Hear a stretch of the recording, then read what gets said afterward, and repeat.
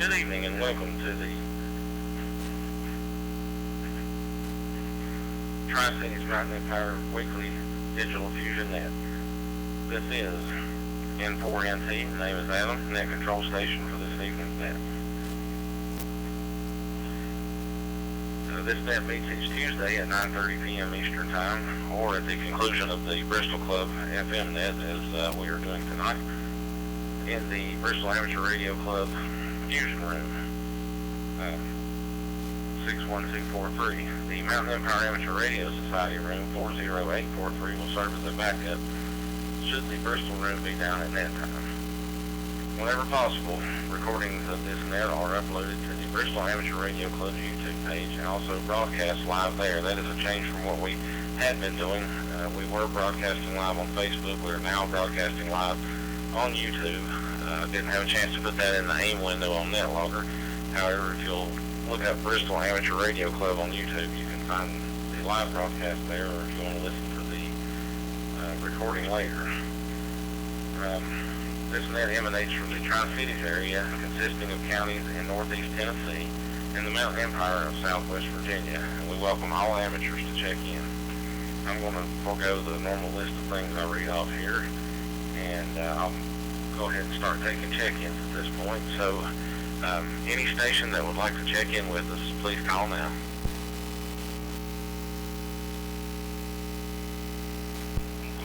N4KZS, Gary, 94 Tennessee, check me in and out, Adam.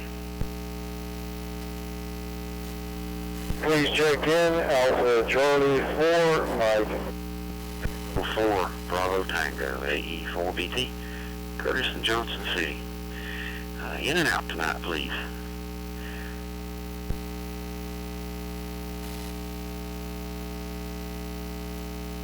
Whiskey Bravo 4, India Extra Uniform, John Unicoi. In and quite low dot.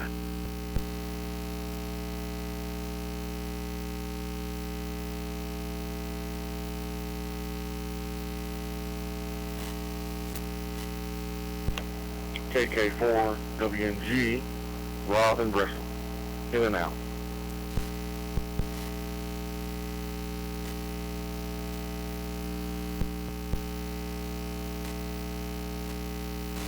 Just saying, I thought there was, but I guess I'm wrong as well. Maybe it's not happening because of the virus, not sure.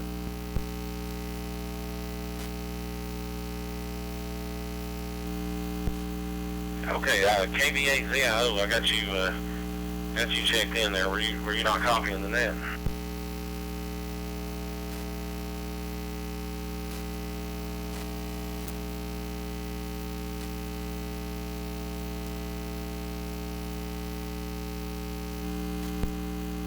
Okay, I just checked the Myers X screen. Looks like the West Virginia folks keep getting bumped off the node that's connected for them. Hopefully we can get them back in there. Let me run the list real quick, just to acknowledge what I've got here. N4KZS, Gary in Piney Flats, Tennessee, got you checked in and out. AC4M, Craig, got you checked in.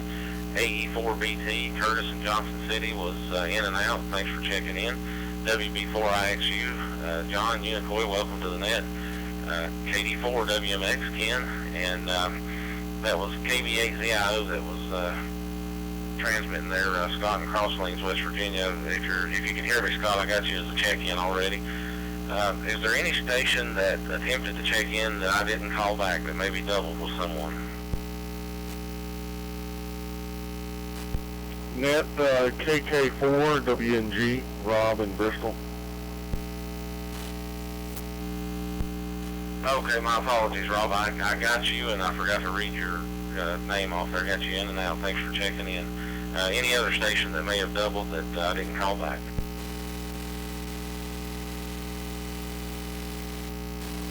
Adam, check in, Tom, AB8RL. Tom in Scott Depot, West Virginia. I'll be in and out this evening. KW4AG, Denison Gate City.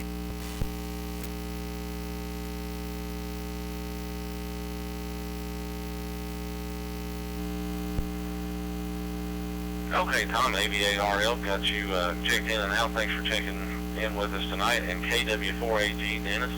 All right, are there any, we'll go ahead and take some more regular check-ins as well. Any other stations, please call now.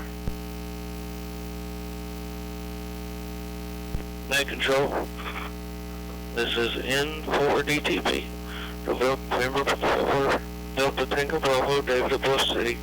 Check me in and out.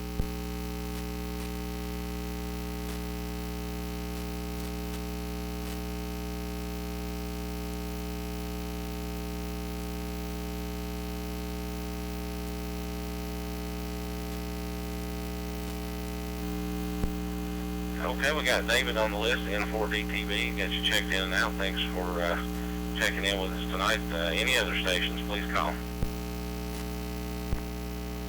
Net Control, please check in. KB4, CCO, Dallas, Bristol.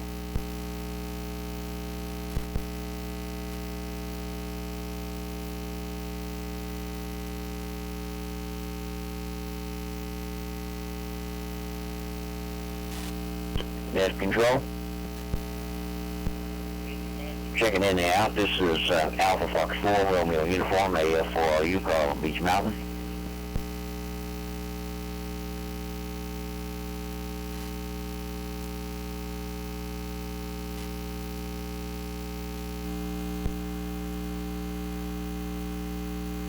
Okay, we picked up a couple that time. KD4 CCO Dallas, we'll be back for comments. And AF4RU, Carl, got you checked in and out. Thanks for checking in with us tonight. Any other stations like to check in, please call now.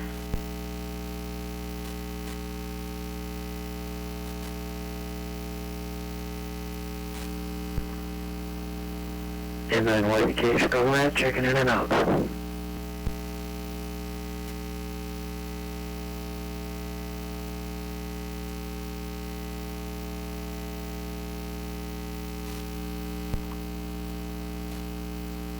Net Control, please check in N4XRD, Ralph in Chilhowie, Virginia.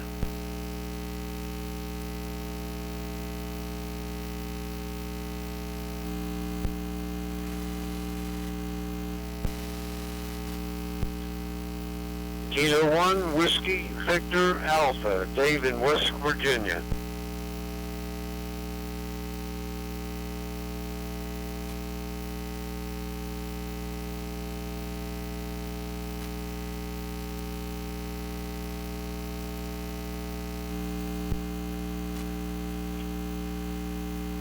Okay, picked up, see if I remember where I left off. N9YBK, Chicago Matt, got you in and out. Thanks for checking in tonight. N4XRD, Ralph in Virginia. And K1WVA, Dave in West Virginia. Any other stations?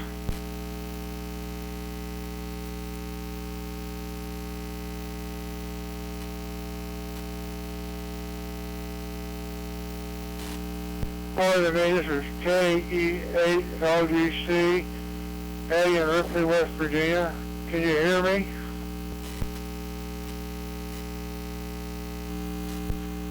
Yeah, we got you on the list there, Eddie. KE8LGC. Thanks for checking back in with us. We'll be back shortly for some comments. Any other stations?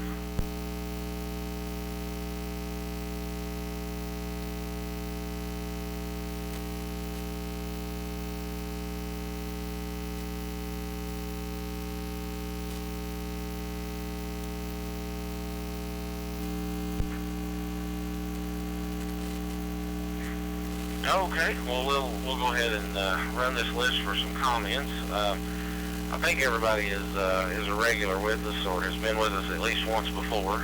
And last week was when we started the new to us system, as I like to call it. I kind of borrowed it from the QSO America group there, the Friends of Amateur Radio group. But what I want to do is I want to call out the list of check-ins, not the in and outs, but the check-ins. So I'll start with the first person making comments, and then if you'll take note of who is after you, and then you will pass it on to that next person. All right, so the list will start with AC4M Craig. Craig, you will pass it to WB4 IXU John. And again, if you forget the call sign, I'm giving the name also, so that's usually a little easier to remember. John, you'll pass it to KD4 WMX. Ken, you'll pass it, excuse me, I'm getting tongue-tied tonight. You pass it to KB8ZIO, Scott. Scott, I'm not sure if he's still in there. If not, then I'll jump in and take it to the next one there. The next one would be KW4AG, Dennis. And then KD4 Dennis, you'll pass it to KD4 CCO Dallas. Dallas, you'll pass it to N4XRD Ralph. Ralph, you'll pass it to K1WVA Dave. And Dave, you'll pass it to our tail gunner for right now, KE8LGC Eddie. Alright, so before I start that round of comments and everything, I will give our topic for tonight. Let me go ahead and reset.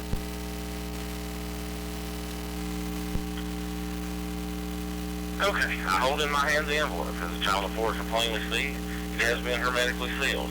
It's been kept in a mayonnaise jar on Fucking Waggle Sports since noon today. And no one knows the contents, but I will, in my mystical and semi-divine ways, ascertain the question. Tonight's topic, we're not going to talk about, well, unless you want to make comments, you can. I'm not going to make the topic about the virus or any of that junk tonight. Instead, let's rewind the clock, go back in time, and what I'd like to ask you about tonight is tell us about the test session, any memories you have of when you got your license, your very first one, not any upgrades or anything like that, you know, you were a non-ham and you walked out of ham just waiting on your call sign. Any little details you want to tell us about that? As usual, I'll go ahead and answer the question first, and then I'll pass it on to Craig here in a moment. I remember I was 15 years old, and I remember I lived with my grandparents, and my grandmother didn't want to get out and drive at night like that. So a fellow, Ham, actually came to my house, picked me up, took me to the session. It was in Chilhowie, Virginia, Chilhowie High School. Some of the VEs that day that were there that day, or all of them at some point, I became really good friends with, and have kept up with over the years. One, I think, passed away, but met a lot of good folks that day, not only the VEs, but some also testing, such as, I remember, I believe Dallas was there, but anyway, that was the test session that I first got my license. It was in 1992, and about 8 weeks or so later, I got my license in the mail, and my original call sign was KD4ODW. And I also remember the young man seated next to me got his license, and he became KD4ODV. His dad was a ham. His dad passed away recently, and knew both of them very well. So that's my answer to the topic tonight. And I am N4NT, and I'll be passing it over to Craig, AC4M.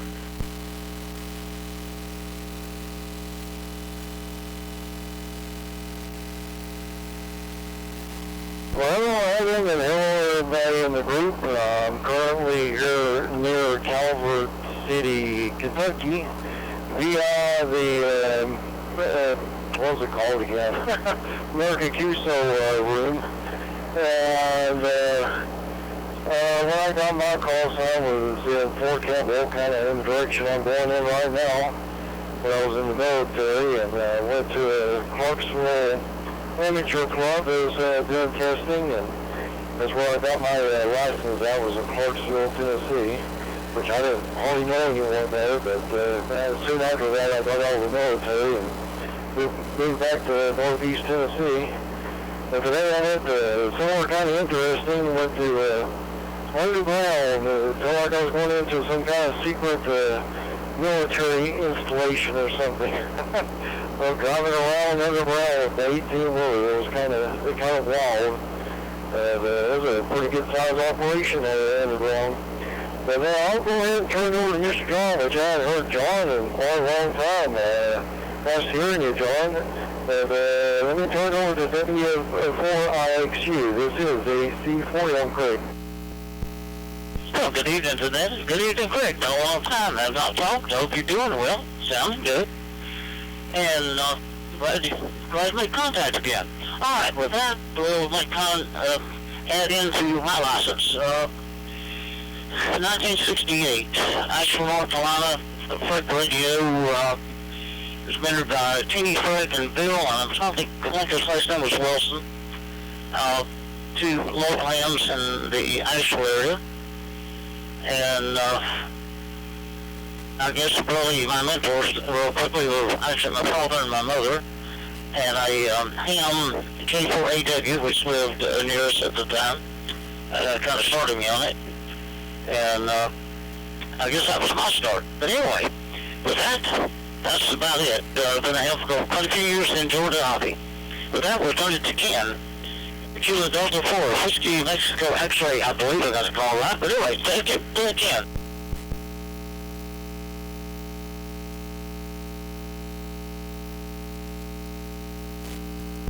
Well, good evening, everybody on the net. This is KD4WMX in quiet low die, and it is quiet. Wet, but quiet. And to comment on mine, first getting my ticket, I was not in quiet low die, I was actually in Fredericksburg, Virginia, and I was the first one to finish the test, so I was kind of nervous about that. But I passed on my first try, and of course I'm an extra now, but many, many years ago, I think 1993 is when I first got my tech ticket. But didn't get too excited because everybody else was tested, so I just kind of stood there. But really enjoyed the hobby, and don't do much on HF, but I do a lot on VHF and UHF. But with that, I'll say 73, and I'm going to turn it back over to Scott. And Scott, I didn't catch your call sign, so I'm going to call you by name. And when you give me your call sign, I'll try to write it down this time. Go ahead, Scott.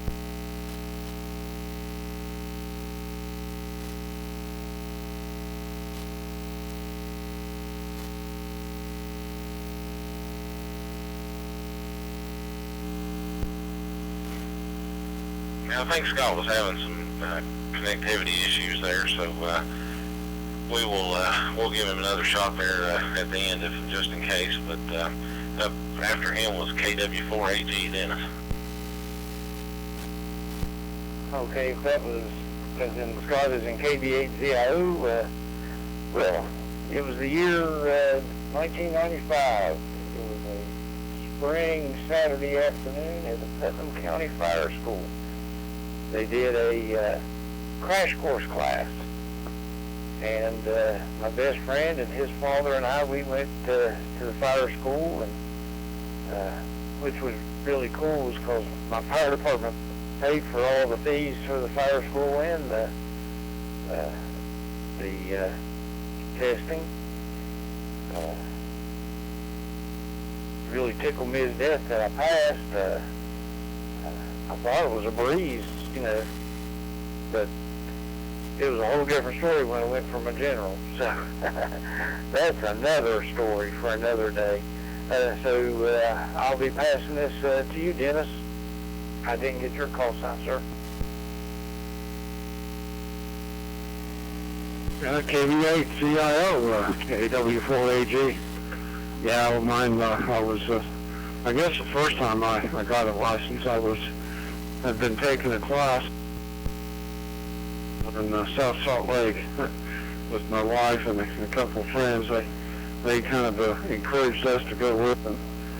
I mean, this was me and my wife, and we took the class, and I think one of the classes I thought was going to be a class. He handed out some paper and gave us a 5-word-a-minute code test, and he went around the room and checked everybody's copy. Everybody's copying pretty good, so he handed out the written test, and ended up passing that. So that's what happened there.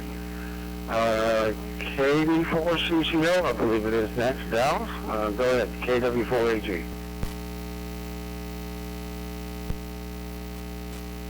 Good evening, everybody on the net. Good to hear you over here tonight. been a rainy day around here. My rain gauge has reported over 1 inch of rain so far today, and it's not over yet. But back to the question about the testing. In 1991, I decided to get my ham license. So I got a study guide for the novice. This was before they did away with the Morse code. I got a study guide for the novice, a study guide for the general, and I couldn't find a study guide for the technician. So I went to take the test. I think I went to, best I can remember, it was Kingsport, Tennessee. And took the test, passed the novice ticket, went on to take the technician ticket, and I didn't make it. Because I didn't have a study guide, I was a little bit off on answering those questions. So that was the height of my adventure. But it wasn't too much longer than that, and I went back to another testing session, passed the technician, and went on to pass the general. But I didn't have the Morse code to go with it, so I was restricted until they dropped the requirement for Morse code.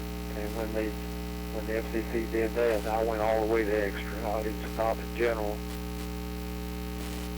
Even though I passed the general written, I didn't have the code at the time.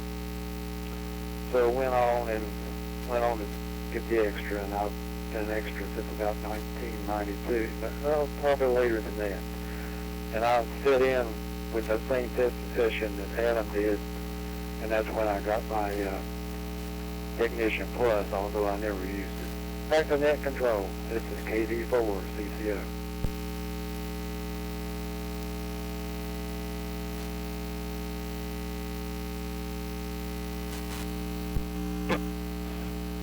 This is N4XRD. I was real curious to hear what Dallas would say.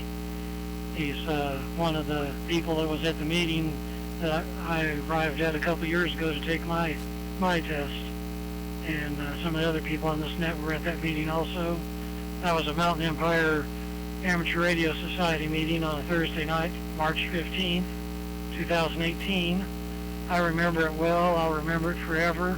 I was nervous as anything. But anyway, it seemed like the meeting would last forever. And finally, after the meeting, I got to start into the testing session.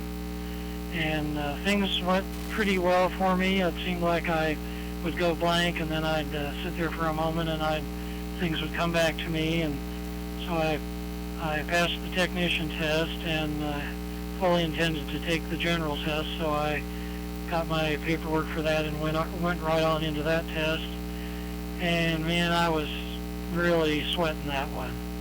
But anyway, I passed that test too, and things worked out all right. And the next morning, I got my call sign, KN4KQT, which I kept for a short while, but everybody had such a hard time understanding that call sign that I turned into N4XRD. So with that, I'll hand it over to Dave there, who has a great call sign, K1WVA. Go ahead.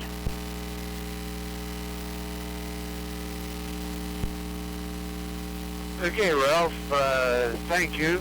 This is K1WVA, Dave, located in Clarksburg, West Virginia. And the first time I was licensed was, it was a long time ago. Mid-70s, I had a novice ticket and didn't do much with that, let it expire. And it was in the, let's say, mid-90s when I got back into amateur radio, and stuck with it this time. Anyhow, let's see, we got a light rain falling here at Clarksburg. We haven't had the rain today, anyhow, that the rest of the people on the net have had. When I looked there about 10 minutes ago, I had 0.11 inches of rain. So with that, I'll turn it over to another West Virginian, Eddie, KE8LGC. Eddie, go ahead. Thank you for introducing me. My name's Eddie, and I remember the first time I got my ham license.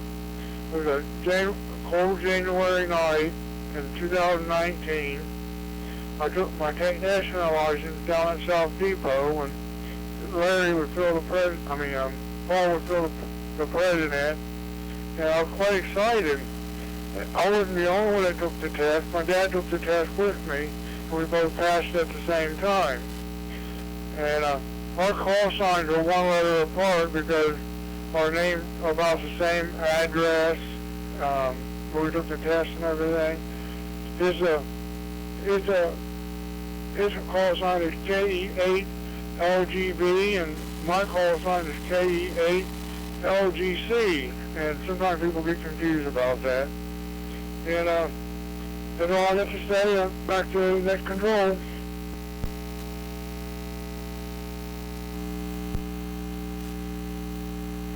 All right, thanks to everybody that's checked in so far, and for the comments on the topic. And I did forget to mention before I started running the list, for anything else, the topic is strictly optional to comment on, and anything else you'd like to comment on is certainly welcome. If I forgot to remind everybody of that.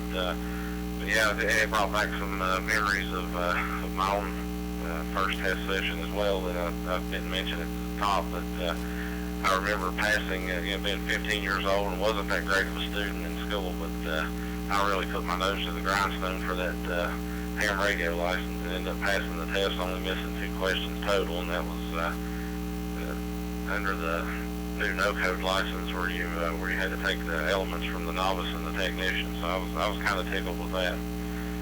And there was something else I remembered about that, and now I've forgotten it already. But anyway, that brings us to the bottom of the check-in list. We'll open it up once again. Any other stations like to check in, please call now.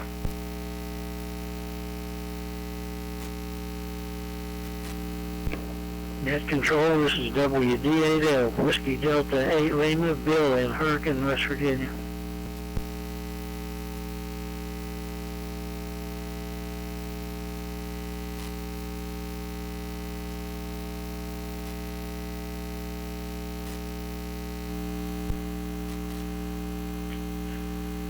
All right, and that recognizes WD8L, Bill in Hurricane, West Virginia.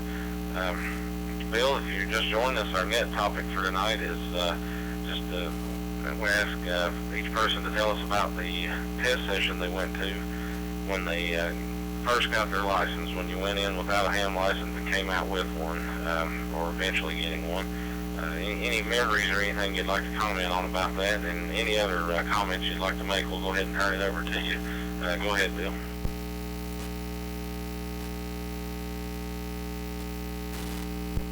This is WD8L.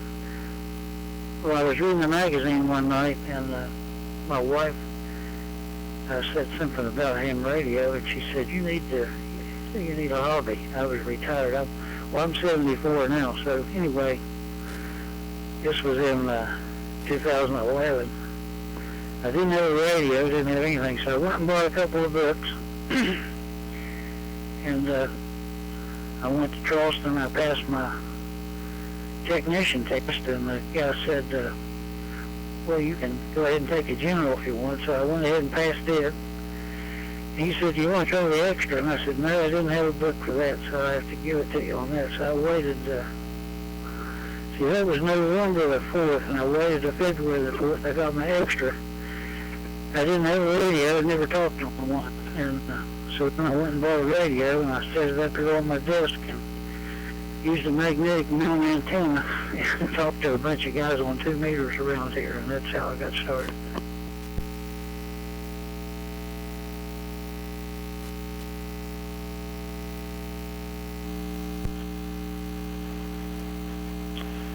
Well, good deal. I appreciate you sharing that with us. I tell you, the list that is run tonight has ranged from folks that have taken their test within the last few years to people that took them years ago, and based on those comments, you can definitely see see how things have changed over the years and how the whole system has evolved. And I tell you what, I've seen some stuff online, chats, whatever you want to call it, posts, this, that, and the other, concerning the testing procedures and the possibility of having some type of online system. I even think I saw something where they did that with like one candidate just to test it out. I'm like anybody else. I've got mixed feelings about that. Don't want to see it turn into a thing to where somebody could get on there and somehow cheat or manipulate the system, that kind of thing. But with the current situation in the country right now, I also have a lot of sympathy for someone that's sitting there that has studied up and is wanting to get on the air and wanting to be a part of it. And I mean, because we definitely want people to join in with us and be a part of the hobby. And I hate to see anyone have to wait an extremely long amount of time to do that. But then again, on the same note, I had just commented earlier how I got how I passed my test and it took me weeks to get or months to get my license. That was sort of the norm in the past, but still, with modern technology, we're getting things done a little bit faster, and hopefully they'll come up with something, or even better, hopefully this virus mess will wind down sooner rather than later, and we can kind of get back to normal. All right, that's the bottom of the list once again. Is there anyone else that'd like to check in with us?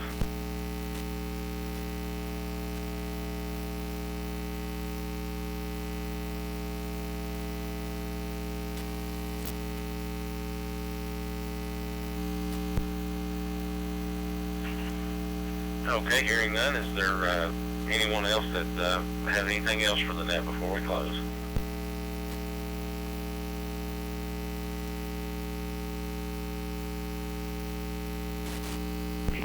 This is WDAL. You were talking about the test of taking it online and what have you. I got an email on that not long ago, and I work as a VEC now, and we give tests once a month down here in Hurricane. And there's, I think there's about 5 different places out west. They're all remote, and they give the test. I forget how they do it now. I don't know if it's online or how they do it. But anyway, I'm kind of mixed on that a little bit myself. I even feel bad about not taking, or not having to take the Morse code, and I've been studying up on that. I feel bad about not knowing it, but I'm trying to learn it right now, and that's the older I get, the harder it is to learn anything. Back to you. Okay, Bill. Yeah, thank you. I understand that. I started working on the code before they dropped it at all, before they even reduced the speed down. I was determined to get my general, and I was climbing toward that, and then they said, well, 5 words a minute will work.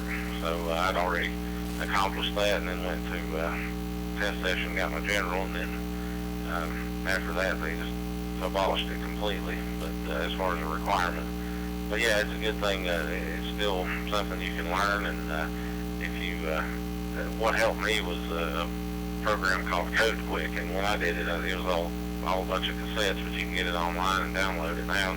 It uses word association, and it works really well. All right, did anyone have anything else?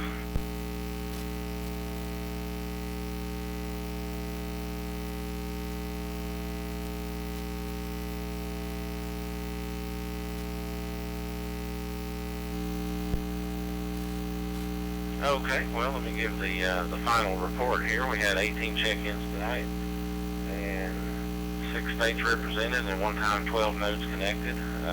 Again, a quick reminder for anyone that would like to check out the net after it closes. It'll be uploaded to YouTube. It's currently streaming there live. Just go to the Bristol Amateur Radio Club YouTube page. Just type in Bristol Amateur Radio Club, and it should pull us up, and you'll be able to listen to the recording of the net. So if you want to see how your audio sounds, at least coming into my shack, then you can do that.